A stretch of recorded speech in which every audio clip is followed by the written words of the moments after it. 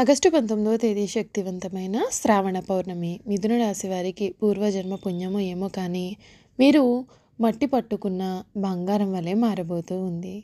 August 19వ తేదీ శక్తివంతమైన శ్రవణ పౌర్ణమి నుండి కూడా మిథున రాశి వారి జీవితం ఏ విధంగా మారబోతోంది, వీరి జీవితంలో కలగబోయే మార్పులు ఏమిటి, వీరి విద్య, ఉద్యోగ, వ్యాపార, వైవాహిక జీవితాల్లో వీరికి ఎటువంటి పరిణామాలు కలగబోతున్నాయి అనే విషయాల గురించి మనమైతే ఇప్పుడు క్లియర్గా ఈ వీడియో ద్వారా తెలుసుకుందామండి.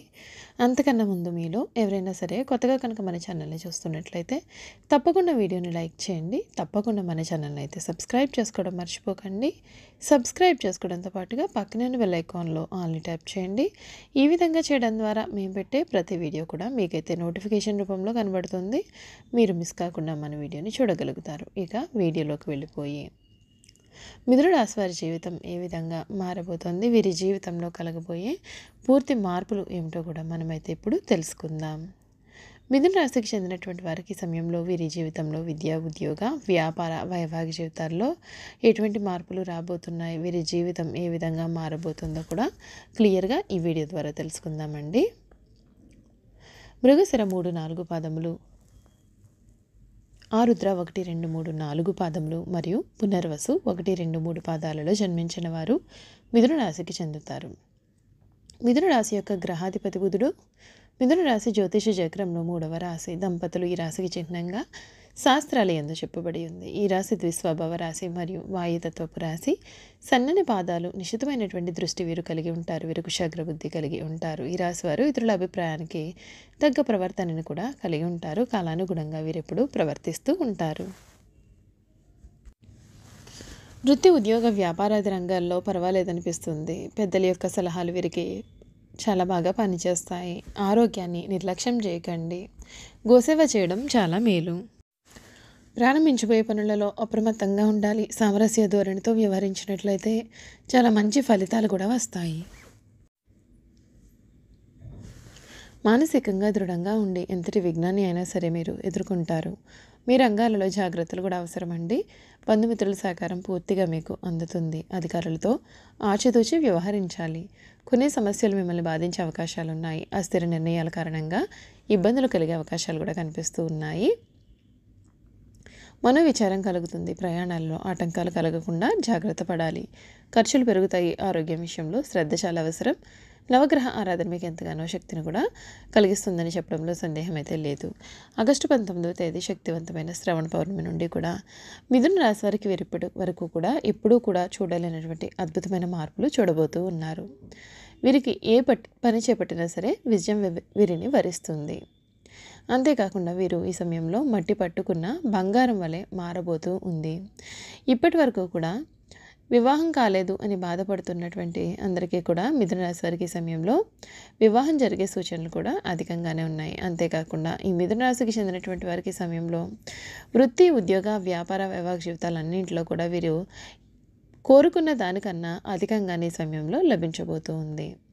మీ జీవితంలో శుభకాలం కనిపిస్తుందని చెప్పడంలో సందేహమే లేదు. ఈ సమయం మీకు అత్యంత అనుకూలమైనటువంటి సమయంగా కూడా మనం చెప్పవచ్చు. మిథున రాశి వారికి ఈ సమయంలో వ్యాపారం కారణంగా ఒకలాంటి స్తబ్దత అనేది ఏర్పడుతుంది. లాభాలు తగ్గే విషయంలో వీరు జాగ్రత్త పడాలి.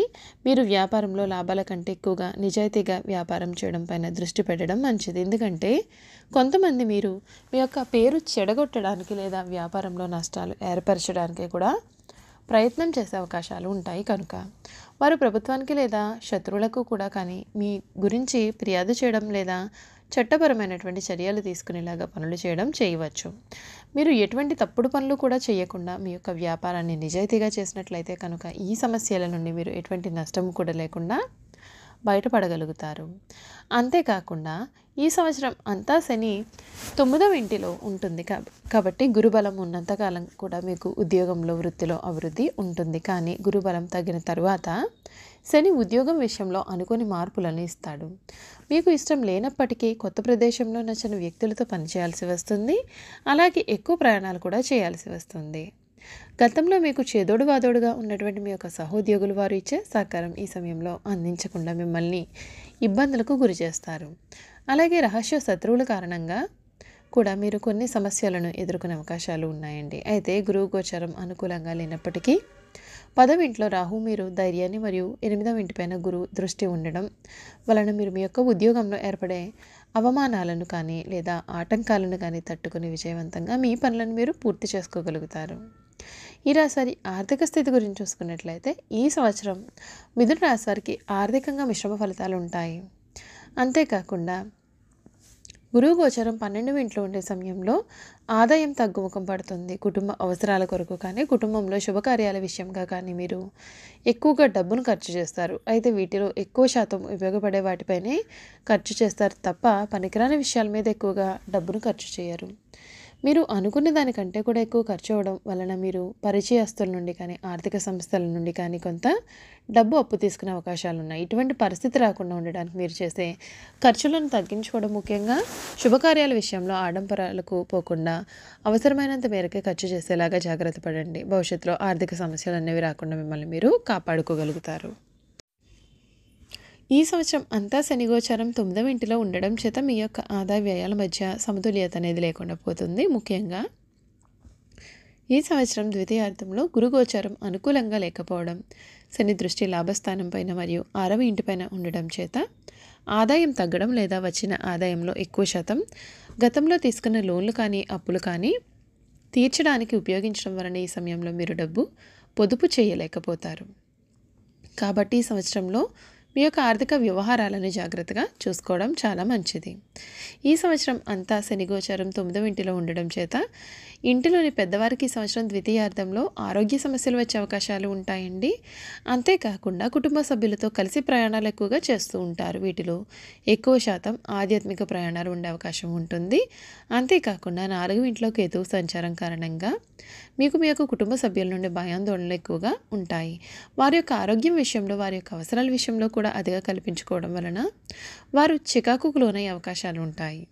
మీరు వారికి సహాయం చేద్దామని అనుకున్నా చెయ్యనివ్వడం లేదు అనే బాధ మీలో అధికమవుతుంది. గురుదృష్టి 4వ ఇంటిపైన, 6వ ఇంటిపైన మరియు 8వ ఇంటిపైన ఉండే సమయంలో మీరు మీ యొక్క జీవిత భాగస్వామి గురించి, మీ యొక్క తల్లిగారి గురించి కూడా ఎక్కువగా ఆలోచించడం జరుగుతుంది. అంతేకాకుండా వారికి ఏదో జరగబోతుంది అన్న మానసిక ఆందోళన మీలో ఎక్కువ అవుతుంది. నిజానికి వారికి ఏ సమస్య కూడా లేనప్పటికీ మీరు వారి నుండి వారి గురించి అతిగా పట్టించుకోవడం వలన వారు చికాకులు లోనవుతారు. ఈ సంవత్సరం మీరు ఇతరుల గురించి కానీ మీ గురించి కానీ అతిగా ఆలోచించకుండా వీలైనంత వరకు కూడా మిమ్మల్ని మీరు ఏదో ఒక పనిలో నిమగ్నులు అయ్యేలాగా చేసుకున్నట్లయితే ఈ సంవత్సరం మీ యొక్క కుటుంబ జీవితం మరియు మీ యొక్క జీవితం కూడా చాలా మంచిగా ఉంటుంది. చూసారు కదండి, మిథున రాశి వారి గురించి మనం పూర్తి విషయాలు తెలుసుకున్నాం కదా. ఈ వీడియో కనుక మీకు నచ్చినట్లయితే తప్పకుండా వీడియోని లైక్ చేయండి. తప్పకుండా మన ఛానల్ని సబ్స్క్రైబ్ చేసుకోవడం మర్చిపోకండి. సబ్స్క్రైబ్ చేసుకోవడంతో పాటుగా పక్కనే ఉన్న బెల్ ఐకాన్లో ఆల్ని ట్యాప్ చేయండి. ఈ విధంగా చేయడం ద్వారా మేము పెట్టే ప్రతి వీడియో కూడా మీకు నోటిఫికేషన్ రూపంలో కనబడుతుంది. మీరు మిస్ కాకుండా మన వీడియోని చూడగలుగుతారు. Thank you for watching.